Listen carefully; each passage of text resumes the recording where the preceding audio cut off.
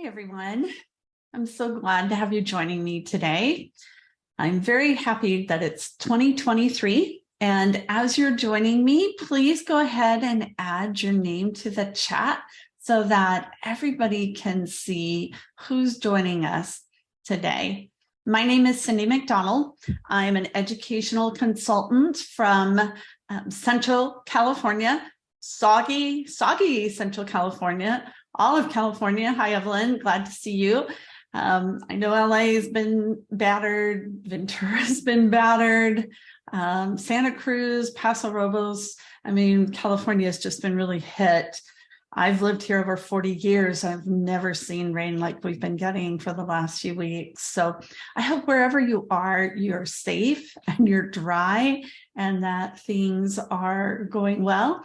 And I expect that if you're here, you have electricity and internet. I know many people are even without that at the moment. So thank you for joining me today. I'm going to share I'm starting to do some workshops here in 2023 specifically on business and educational topics. I love doing my Friday forums, and I know many of you have participated in my Friday forums. And I love bringing subject matter experts to come and discuss topics that are important to us, both as educators and also as entrepreneurs. And we're a client-based business, and that is one of the things we're going to talk about today. So because I've been doing this for over 40 years, also because of my involvement as founding a technology company, my husband and I started mycca.net, was the original name, then evolved into Guided Path, and now it is owned and run by Maya Learning. But I was exposed to thousands of entrepreneurs through that journey, watching them, helping them, supporting them in their business. So I'm just so glad to see everybody here today from all over, from Texas and New York, Maryland, just glad to Washington, just glad to have you here. So we're going to spend about an hour. I'm going to cover topics that I have gleaned over that 40 years of experience, talking about your journey specifically as a consultant and what the top mistakes that I see people make.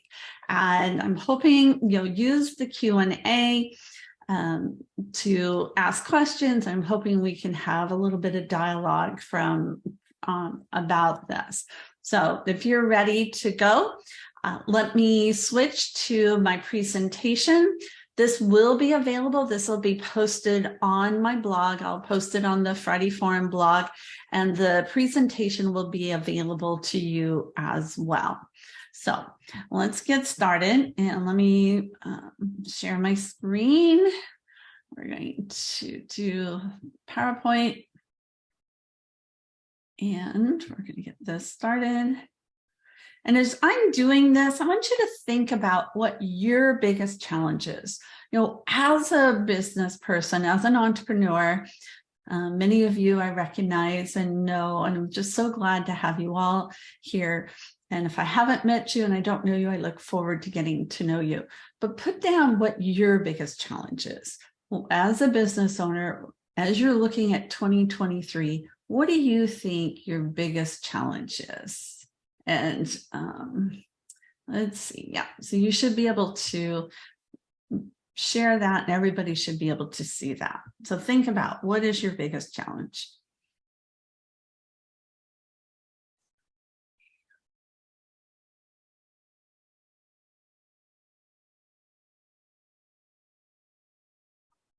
All right. So what are some of your guys' thoughts? Accounting. Jennifer says accounting. Absolutely. That's a big thing that we often, most of us don't like having to deal with. And it's one of the biggest parts of business, especially right now as we're all looking at how we did last year. Setting times off and sticking with that. HR, Michelle, absolutely. Genevieve, managing workflow and screening clients. That's something I probably won't get into today, but it is a topic for future workshops and things like that. Balancing work with personal life. And I think that's a really important thing, Michelle, for us to think about. And I have a whole workshop that I've done in the past on work-life balance, because the whole reason we do this is so that we can be managers of our own time and our own schedule and encompass and incorporate those things into our lives. And yet so often we end up, as Jamie Dickinson would say, and many others, like the business is running us instead of us running your business. And that's another thing I really want to help focus on. So marketing to attract prospective new clients, getting new clients, how to differentiate yourself. That's also a very good question. Expanding your client base. Okay, that's definitely an issue. So you can see all those things. First of all, you can see you're probably not alone. The things you struggle with, other people are struggling with. And if you haven't mentioned it yet, it's still probably something that they struggle with. Using the best resources. And that's, Kelly, that's a great point. You know, what are the things that I'm using? So those are a little bit of what I'm going to talk about. So all good things. And this is why I want to encourage you to use the chat to share and discuss as well. So let's talk about these top 5 mistakes. You guys should all be seeing my screen. Somebody let me know that you can see my screen. Are you guys seeing my screen? It should say top. Okay. Perfect. All right. Nothing like talking to an audience and then discovering nobody can see what you're talking about. All right. Let's see if this will click. So just to introduce myself a little bit, I've given you a little bit of background, but I've been an educator. I have a BS in behavioral science and in education. I teach for UCLA. Many of you have had in my UCLA classes. I've been in the college counseling profession, as I said, over 30 years. I also worked for a program in our Central California I'm a credentialed a credentialed counselor. I worked in the high schools. I've also worked in the middle schools. I have what's called a PPS credential. That's what we have here in California. If you want to be a counselor in the schools, you have to have a pupil personnel services credential, which I have. So I worked for the AVID program, which is Advancement via Individual Determination. It's an outreach program for students that's in the schools. And I did professional development for them for 14 years.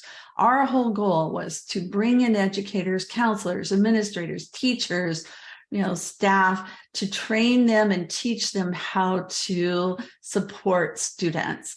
And so that's where my professional development expertise really became fine-tuned. And I had a great team that I worked with.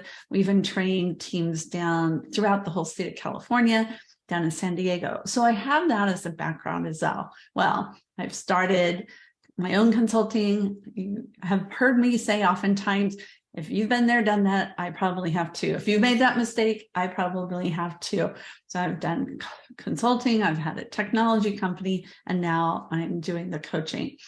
And the other thing is, I don't live in a highly affluent area. I live in a very rural agricultural area. And so if I can create a thriving practice here, you can create one wherever you are. And especially now, after COVID, we're not geographically bound. And many international counselors have never been geographically bound. I know, Evelyn, you have a practice that has a wide reach and a large number, and many others of you have either had that or participated in that or are dreaming about that. So we're not bound geographically by where we live in terms of what we can do. And that's one of the top mistakes that I'll talk about a little bit. I've had leadership experience in many different organizations, and now I am doing the coaching. So you're going to see more on that too.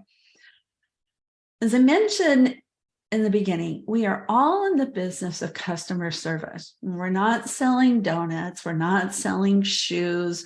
We are selling customer service. And that's what our business is. Our business is also very content driven. And so when you're developing materials and resources on your website or handing out to your students, you're using a lot of content, and therefore that's why trying to stay up to date and keep things going is always a challenge.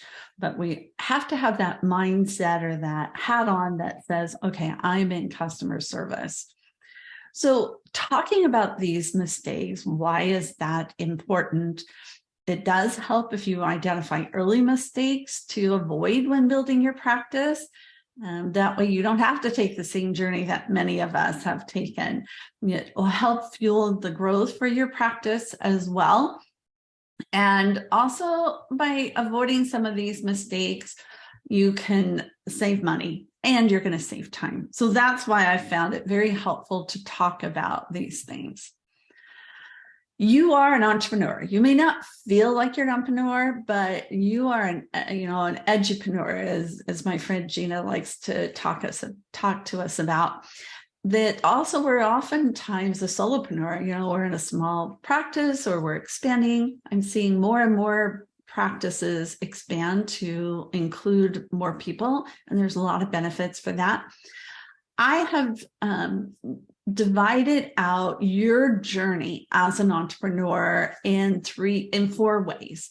You're either working on your prospects journey, and that's bringing in those new clients, marketing to them, building your base, and building your sales funnel. That is the prospects journey.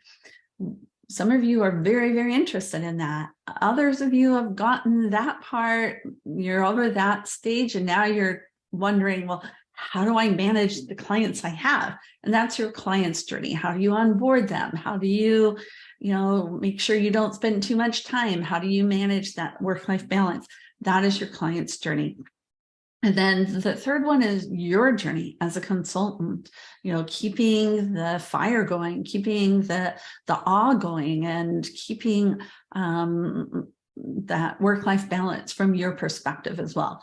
And then the fourth journey is your organization's journey, your business. What is it comprised of? How do you have it set up?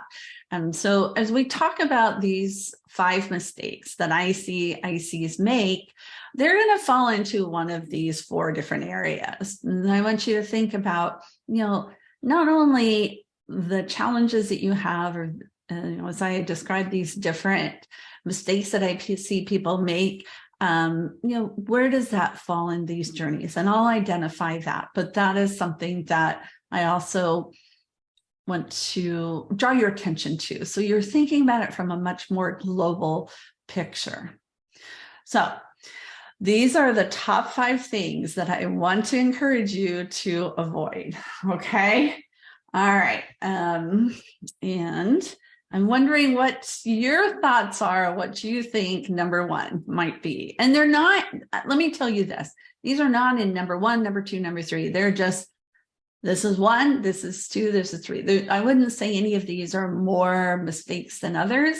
And they're just, approaches really that I see that people have. So I'd be interested in hearing what your thoughts are on what some of those mistakes would be. So put in the chat, what do you think top 1 of 5 would be? Not valuing your time, pricing too low. Okay. Pricing services too low. Yeah. Thanks, Anne. What else? What are some other things that you guys, being too available? Evelyn, absolutely. And that is a challenge, especially in our instantaneous world. So I think those are all not taking risks. Those are all really great ideas. And you're going to see some of these as we go through. So the number 1 thing that I want you to think about, and especially I hear this from new consultants. I hear this from my students in my UCLA classes and so many people that I've helped launch their practice, I don't know enough. I want you to take that out of your vocabulary and out of your head right now. You can be an expert without having all the expertise. So let me repeat that. You can be an expert. You're a professional, you have work, you have knowledge, you've worked with students, or you're starting to work with students. So you can be that expert, but you don't have to know it all. No one can know it all. And if we position ourselves as your part of your brand as somebody who the students or the parents can come to, they can ask questions, you'll find the answers, you'll talk to whomever in the disabilities office or the admissions office, financial aid office. So you can be that expert without having expertise. Don't want you to beat yourself up because you don't think you know enough. The other thing that I see in this regard is a lot of times, I remember I've talked to a number of people who said, well, I can't start my practice yet. I don't know enough. They've been working on practice, starting it for 2 years, 3 years, 4 years. Don't wait to start until you know it all.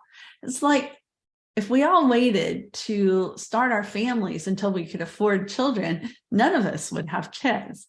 So don't wait until you know it all to start. Go where you're at. You will grow. Your knowledge and expertise will grow, but it's not going to grow unless you get started. And if you're already started, then just keep going. So don't be apologetic.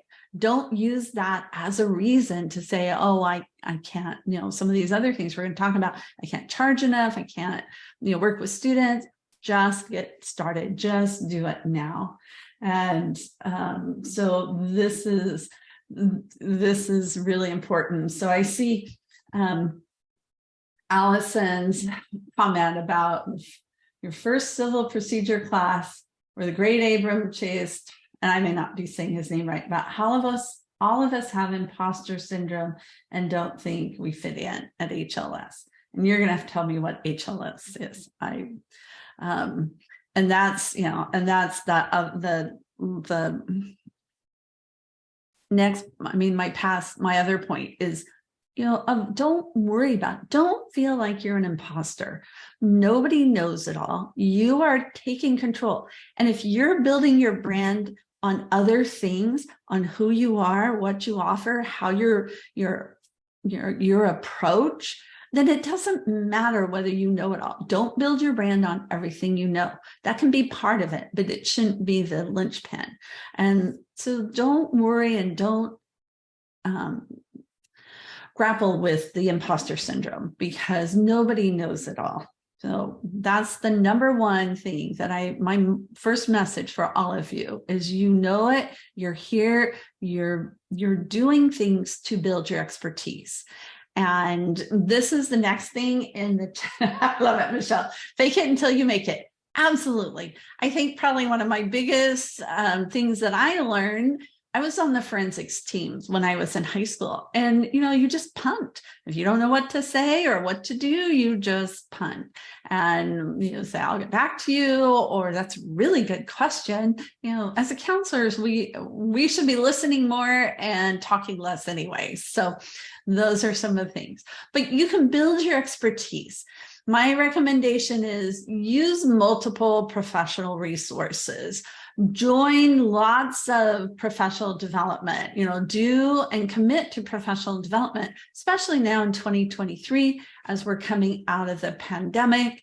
More and more in-person options are being made available, and virtual options are still being made available. And I see that as a real positive thing. So you may not need to even leave your armchair, your office, and yet you'll have that professional development. So commit to that professional development. Use multiple professional resources. Again, nobody has it all.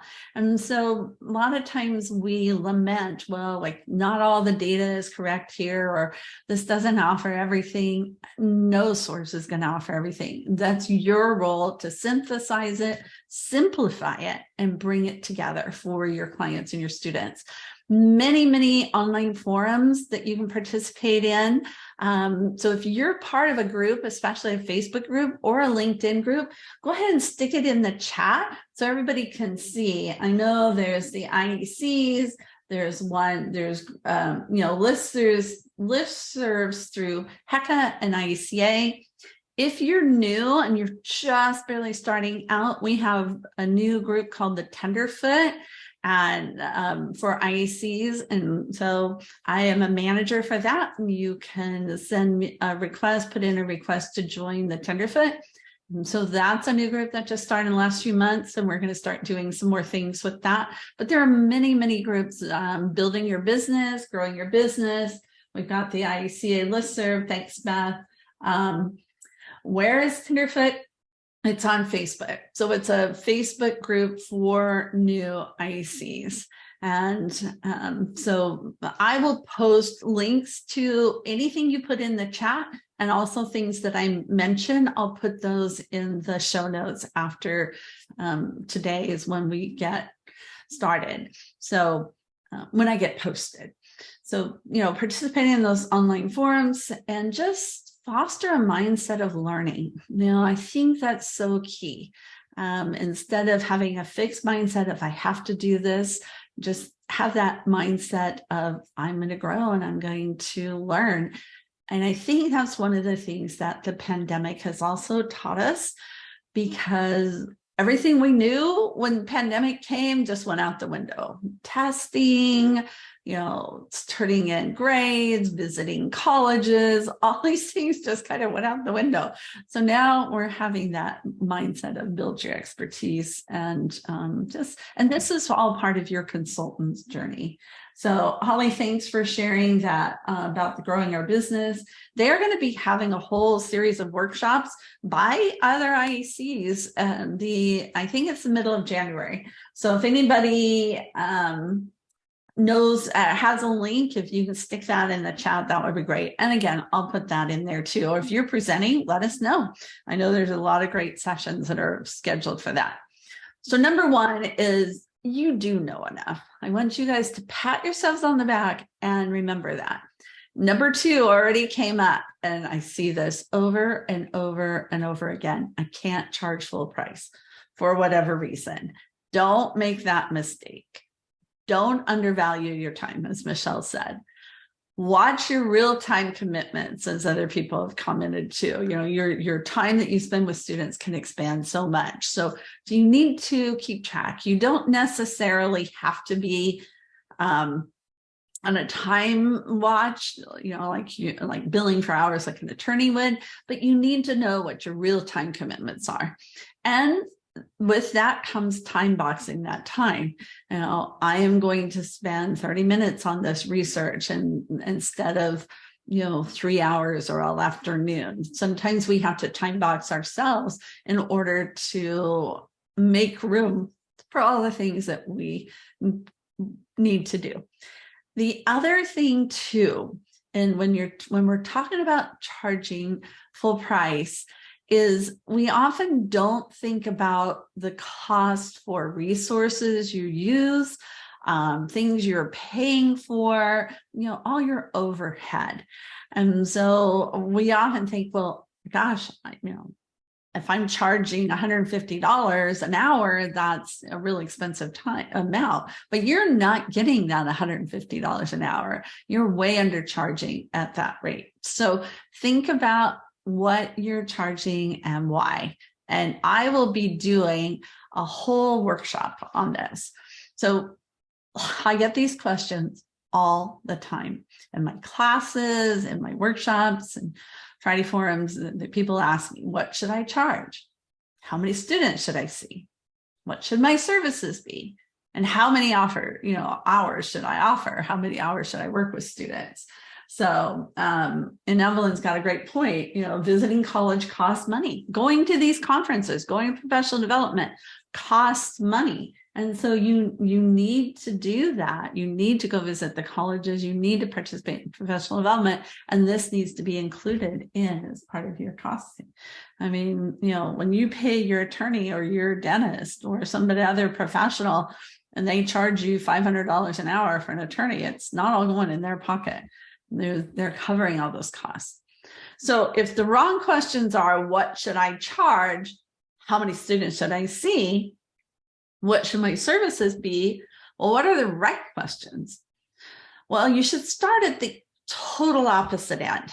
What income do you want to make? What is your goal? Are you doing this part-time as a second career after you've retired? Just, you want to work with 5 or 10 students? Or are you really wanting to build a robust, strong company, and, with a $500,000 income?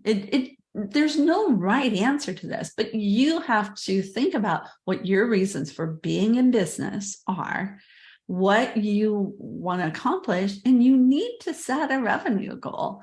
It's especially like here in January now, we talk about goals and setting goals for the next year. And if you don't write them down and you don't think about them, you don't reflect on them, a wish is not a goal. It's not a goal until you write it down. So think about what income you want to make. And then you also have to think about how much time do you have? If you're still raising your family, when I started doing this, my children were, 9 months old to elementary. So I had 4 kids and I could only put so much time into it. And so you have to think, do you want to spend 10 hours, 20 hours, 40 hours, what's your time commitment? And then from there, then it makes it much easier to figure out what your client charges and what your client load is. And once you have these 2 factors, then you can start adjusting and looking at things. So start from this end, not how many clients should I have or how many hours. Start with what you have and then build your practice from there. And I will guarantee it will change everything. So I'm going to be doing a Name Your Price 3-hour workshop. When I do these 3 hours workshops, and some of you might have participated in these last year, we give you time. It's small. They're limited to 12 people. And we have a lot of breakout. And at that end of that 3 hours, you will have gone through this whole exercise and identified what price and what charges you want to charge. And, what's going to be reasonable for you in your practice. And that answer is going to be different. That's the other thing I see a lot of people do. Well, so-and-so does it here. Maybe I should do it here. So-and-so is in LA or San Francisco or Boston or, Zurich. Everybody's going to be slightly different in terms of what they offer. The great example of that that I love to use, and many of you have heard her participate in workshops with me, is Jamie Dickinson. She is in West Virginia. She cannot charge $10,000, $12,000 per student to give them college counseling services. So she has a huge, very efficient model where she has up to 400 seniors that she and her team work with, but she's got it all streamlined. She's got a whole process. So she doesn't have to charge as much because she has the numbers. So any combination will work. It just depends on what your approach is and what works for you. So there's no right or wrong answer, but I can tell you probably 90% of you are not charging enough. This is my soapbox. You're going to hear me talk about, especially this next year, is helping us as a profession to raise that professional bar. And if anybody else has that feeling too, I'd love to have you join me on that soapbox. So, and Vera says pricing may depend on your vocation. Yes. And that's exactly what, once you identify what your goal is and what time you have, then you can start doing things, especially if you're keeping your practice in a regional area, things like talking to other professionals in the area. How much do people charge when they go get their hair done? If you're not charging at or above what it costs to get a hair, your hair done, then you're not charging enough. Personal trainers, coaches like vocal coaches or things like that, even life coaches. Look at what other people are charging in your area, and those and use that as your basis to say, okay, here's what I'm charging, and here's what substantiates and justifies that. So all of that is very important.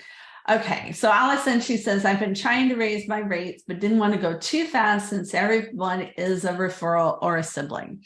So I have some tips for that. I've been through that very much so. And what I think in our profession, and there's a lot of discussion, I've heard discussions pro and con, but what has worked really well for me is you set a higher rate, set it whatever you want it to be. So if you know what's going to be a good rate, set at that rate. And then you can always use coupons, discounts. Oh, you're referred by Jenny. I'm going to give you the Jenny discount. They love it and Jenny loves it. And not everybody's going to get the same. Now you have to be judicious and careful that you're not given the same discount. You're given 20 million different discounts, but set your rates at a higher level. And then you can always offer discounts to help people feel comfortable with your increased prices. And then as you go up, you just eliminate some of those different discounts or reduce them. So I've done that and been able to do that successfully. So, Anne, I see your question about how is it possible to find out what other local IECs charge without pretending to be a prospective client? I think that part of IECA and College Planner Pro have done a pricing surveys. So those are helpful to go through, and I'm going to be pulling those, and I'll be using the pricing surveys in my Name My Price workshop that'll be coming up.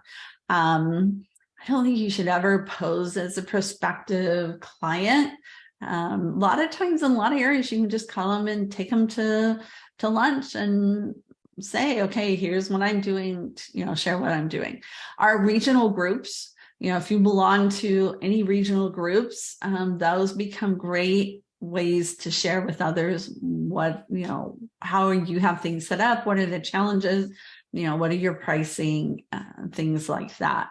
So the regional groups are often offered through IECA or HECA, or just set your own up. We did that here in Central California. We've got regional people that are 200 miles away, all the way from Lodi, all the way to the coast.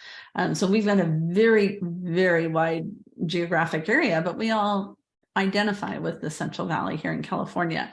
And so we all belong to all organizations, and we get together once a month and, talk about different things. So I would encourage that kind of sharing. All right. So how to offer your services? There's pros for comprehensive. It's easier to quote.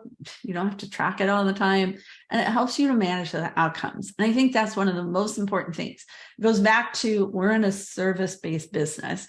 And I had found offering hourly, and I know a lot of people do it. I know a lot of people do it successfully. But for me and my practice, people would try to go to the hourly and still expect the outcomes of a comprehensive. So when you're comprehensive, you can manage those outcomes. The pros for hourly, of course, families in control of spending. People are used to having that hourly rates. That's something they're familiar and comfortable with. It helps you customize services, and you're getting compensated for all the time you spend with the family. And there's a huge benefit to that. But you have to keep track of your time, and you have to keep collecting fees. For comprehensive, the cons is sometimes you spend more time, and a lot of times we'll leave money on the table. I want you guys to repeat after me. Comprehensive does not equal unlimited hours. Never, ever, ever give your families an unlimited package, because you are just opening yourself up. And that is, thank you, Emily. Yeah, repeat after me. Comprehensive does not equal unlimited. I see this over and over again. So, and I'm loving all the sharing that you guys are helping. So, and thanks, Michelle. Cultural families oppose the hourly model. That's an important aspect as well, is understand the cultural perspectives that of the families that you work with. And I think that's so key.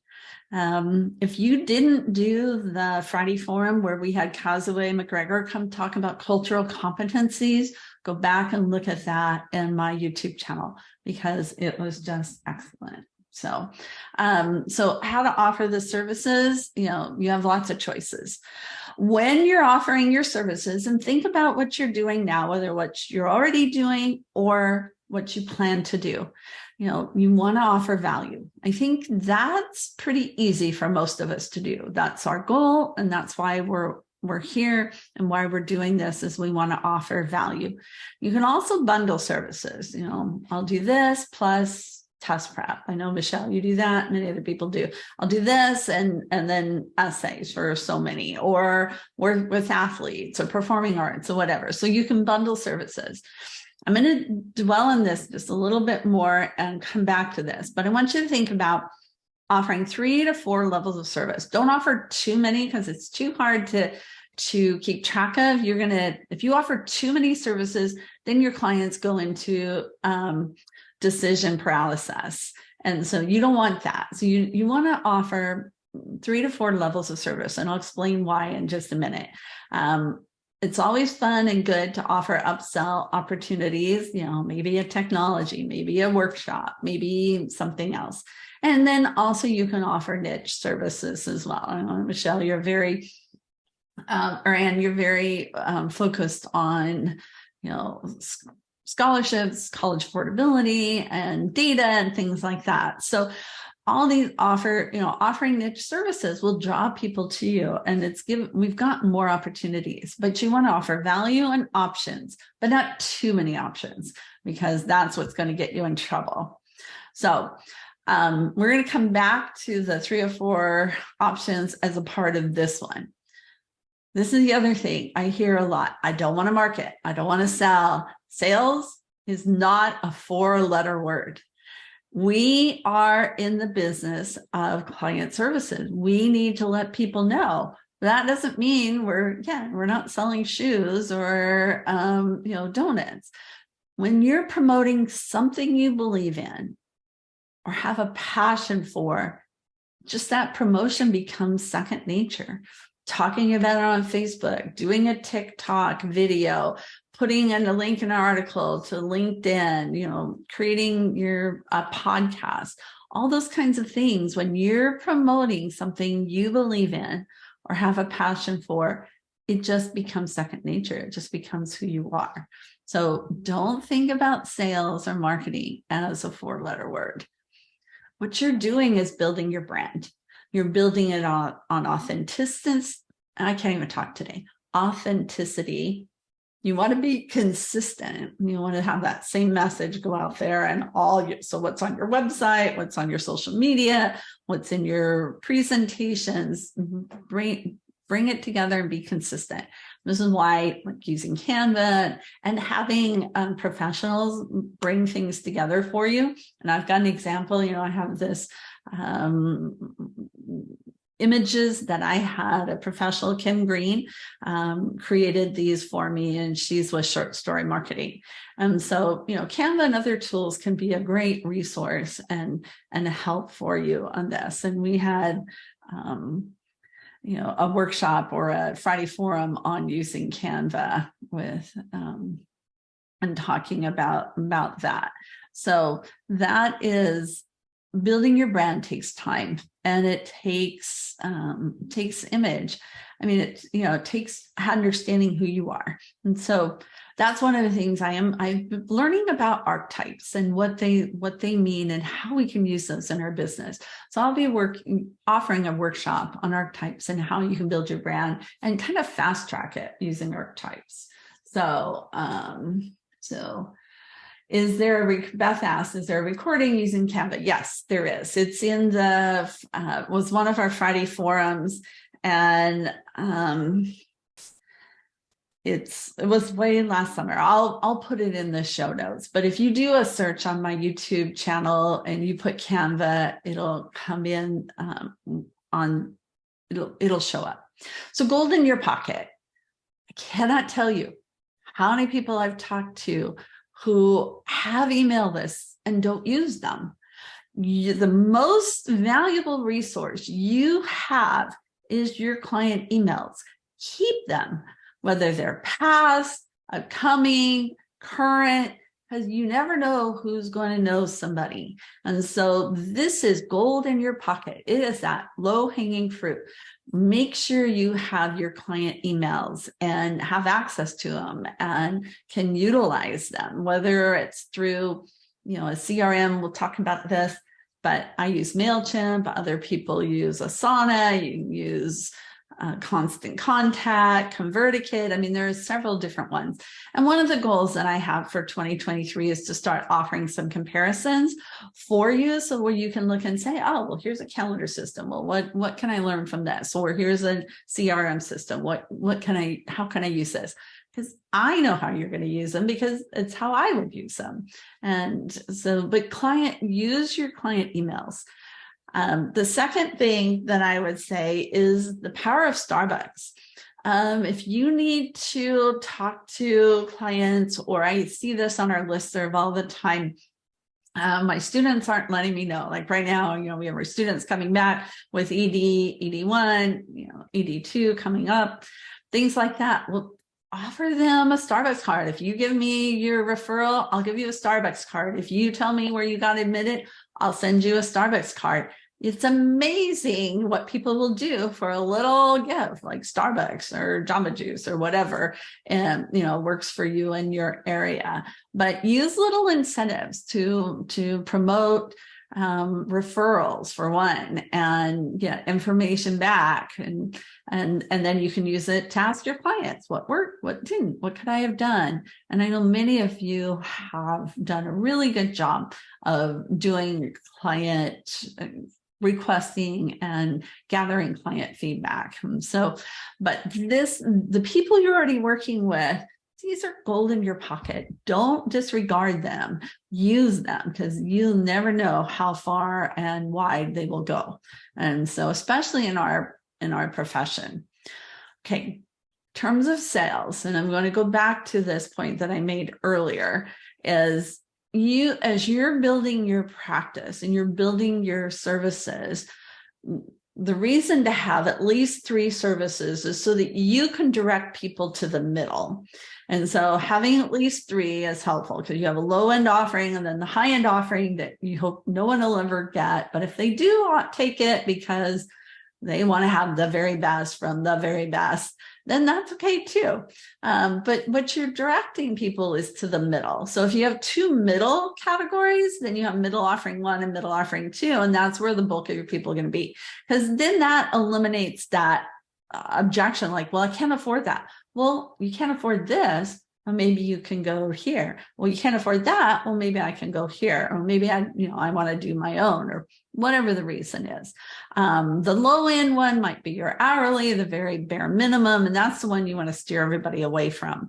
Like it shows, and that's something you can promote. We all see it. I mean, especially, during the holidays, like, oh, you can go and get this for $29 a month. Well, nobody's going to get it for $29 a month unless you want the very bare minimum. It's like Frontier Airlines. Everybody looks, oh, I can fly for $40. I fly to Denver, Salt Lake, places all the time. I never fly Frontier because I know I'm going to get nickel and dimed, and I just don't want to deal with it. So doing the low end offering gives you something that you can say, well, we start here, but that's not where you want your people to go. So the whole goal from a marketing perspective is direct people to the middle. Okay. And I think that is, the more you do that, the more satisfied you're going to be, and the more satisfied your client's going to be. So this goes back to, again, this is all part of the, sales is not a 4-letter word. How do prospects find you? And this is one of the challenges many of you put in the chat. Make sure you have a mobile responsive website. I mentioned a CRM. Gather emails, send them to your website, and ask them to give you their email so that you can send them an ebook, or you can send them, a list, a checklist. You can send them whatever it is that you want. And that's what a lead magnet is. something that you offer. And we all see this on websites, and this works really well in our profession. And I know some people have had these. I have one, Gina has one, Steve Antonoff has one. Whenever you see, oh, give us your email and I'll send you this, that's a lead magnet. You all have created content that you can offer to prospective clients. Use it and repurpose that content to help you build your email list and help build that prospect's journey. That's what this is. You can use social media. LinkedIn can be a very powerful social media site, because you're then connecting with the parents who are the ones that you're trying to, sell or, make them aware of who you are and what you offer. Offering incentives, free diagnostic. One time I was talking to someone, she said, well, I have this free, transcript audit, like fabulous. Put that on as a lead magnet. That's something you can powerfully do. One of my guests in Friday Forums, Paula Adler, she does a free energy audit. And so those kinds of incentives, free diagnostic, free consultation, I see that a lot. Free workshop, you see me doing that a lot, can be very effective. And then use your connections. We all have connections, lots of different places. So don't hesitate. So yes, Peggy, these slides, they're always posted on what's called SlideShare. So you'll be able to download them. You'll be able to look at them. These will be posted on my website. So the recording will be there and the slides will be there. So thanks for asking. All right, so let's see. Or not. There we go. So this is all about the prospect's journey. Number 4, I want to hold your hand. Here's the other thing, that I see a lot. We are in customer service. However, finding the balance between providing professional expertise and becoming a babysitter is key to your success as an entrepreneur. And this is where those boundaries, not working too many hours, setting expectations. We all want to help and serve. And, we have this student or the parent that's pleading us on Christmas Eve to read that one last essay. But we are not here to be their babysitters. We are more here to be their coaches. And, sometimes we just need to kick the students in the rear end and get them going, or help placate the parents and just calm them down and help them to be able to take a breath, and, life will be okay. But finding that balance, and this is probably another one of the big things that I see a lot, and people tell me all the time is, I provide a white glove service. Well, yeah, but you can overdo it too. So this is part of that client journey. I want you to think about that. Our goal as counselors is to empower students. We want them to be able to build up that mindset and those skills, those soft skills, so that they can go to college on their own and be successful. We want to engender trust in the parents for their students and also in us. We can set expectations with ethics or team documents. A lot of times, and I'm not talking about contracts in this presentation today, but we can do some of that. I'm hoping to bring in a guest to talk about that on my Friday forum. But don't put all your ethics or your expectations on your contract. Make it a separate document that you can go through in an initial consultation or at a time that's appropriate for you. But, set up your ethics and, here's what we do as a team. We're doing this as a team approach. Here's what I will do for you. Here's what you should do. Mom and dad, here's what you should do. So taking that approach can be very powerful, and setting those clear boundaries can be really good. I love this, Jennifer. I tell my students I see them as future colleague, and that changes the mindset. I think that's great. So as you're doing this, and this connects back to number 1, where you don't have to, you can be the expert without having all the expertise. And that's because you're emphasizing a process. The first step, and this is my perspective, is student self-reflection and preparation, testing, classes, all those research, all that stuff that comes first. And that's probably, if we look at this from a pyramid, that's the biggest part of everything that we do. Now, never mind, they may be coming to us, first semester, senior year, but they still need to do these things. And then college search and lists, college and financial applications, and then decisions and transitions. And here's the other soapbox you're going to hear me talk about a lot this next year. I think transition is a part that we have left on the table. And I'm seeing more and more people who are talking about it. I just had Beth Howland last Friday talk about, how she helps students and how we as college advisors can help students prepare for those transitions. We are not trying to get our students out of high school. We're trying to help them into college.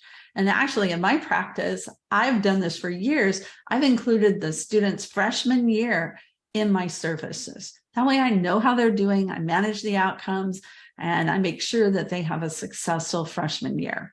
And then I'm not stopping at the end of May and not trying to worry about whether I've what my students are doing in the summer, because I'm still connected to them. Now, not all of them take me up on it, and that's okay. But my services go through the freshman year of college for this exact reason. So think about that too. How can you incorporate transitions, and how can that help make what services you offer better? Maybe you can offer a higher package or something like that. But emphasize the process as part of your business. All right, so here's the number 5. And this is I see this changing. I think having these groups that we have, growing your business, the IEC, Facebook groups, our listservs have really fostered this community and understanding. But we often, especially when you're first starting, think I can do this all by myself. I'm going to be a solopreneur. I'm going to do everything. So somebody mentioned, bookkeeping and keeping track of income and things like that. I want you to use your superpowers effectively. That means, first of all, don't do the things you're not good at. Any business organization, any assessment you do is going to tell you, focus on the things you do well and let other people do the things you don't do well. So that's the outsourcing work. Outsource, bookkeeping is an easy one to do. You can bring in a virtual administrative assistant to help with onboarding or just manage emails, those kinds of things, social media. So think about something you already have outsourced, and you can just put those in the chat. But don't be afraid to outsource. You're going to make more money if you focus on the things you do well, which is working with students, than trying to wear all the hats. So along with that is using technology, using CRMs, using a college planning tool, using calendar systems, using marketing tools. Technology can help you streamline. It can make your offerings much more consistent and even across the board, and it can free up time. So I'm offering a technology workshop. One's going to be tomorrow, so if you want to join me then, or next week I'll be offering this workshop and the technology workshop again too. And as I said, I'm going to be doing some blogs and things on technology, but I love technology for what it can do for me. I'm not a data geek in terms of, I don't code. I've never been a coder. I left that to other people on my team, but I know that technology can make our lives easier. So I really embrace that and promote that. Streamline your office processes, streamline. And that can be one of the goals you can look at and think, how can I, and many of you have already done this, and you can do it. We can do this over and over again, but streamlining is one of the ways that you can really help yourself. And then also the other reason for doing all these things too is when you're setting up your business, you can think about what your exit plan is. Any business person always thinks, okay, what am I going to do when I go on to the next project or item? What's your exit plan? And if you want to sell your practice, you have to have all of this in place, because it cannot be all based on you.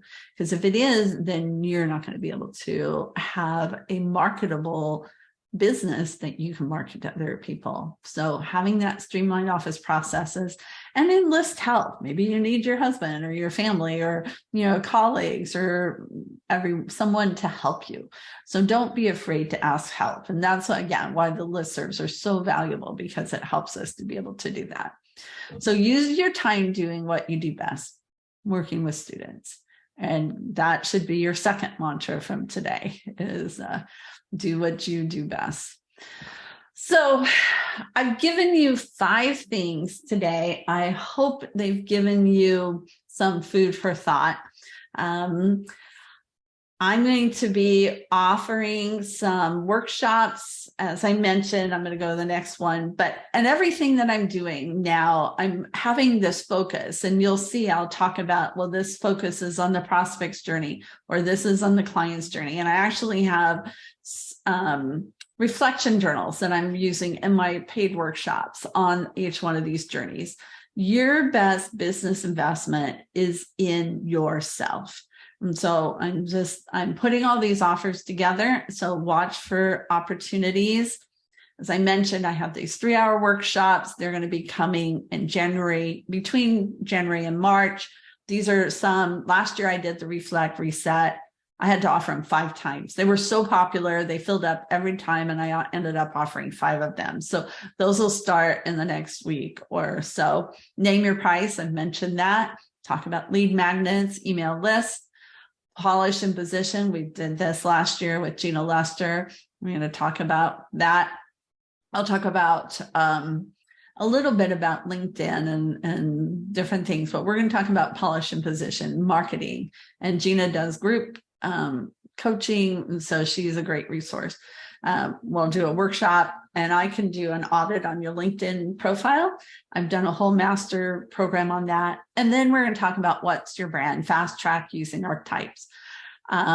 So when we do the launching, also do small groups, launching a successful college practice or building. So if you're just getting started, you would be qualified for the launching. Or if you're in your practice and you want to grow and go to the next step, that's building. These all require applications, but I'll look at those 4 journeys: the consultant, the prospect, the client. These groups will start in the beginning of February. The cost is just under $2,000. It's $1,895, and I'll have payment plans set up. But some of you might, I don't know if I've had anybody who has done these programs in the past, but we'll meet bi-weekly for 9 weeks. Our meetings are about 90 minutes long, and we'll have accountability buddies, which is really helpful. We limit it, and you'll have 2 coaching sessions. So thank you everybody for being with me today. I also offer one-on-one coaching options. So these will be all posted, and I hope to see you online. Don't forget, in 2 weeks, I'm going to have John Burdick. He's going to come talk about race and relations in the Supreme Court. And if you're interested, please send me an email, and be watching for emails. So have a great afternoon, everybody. Thank you very much for joining me today. And I look forward to seeing you on future webinars.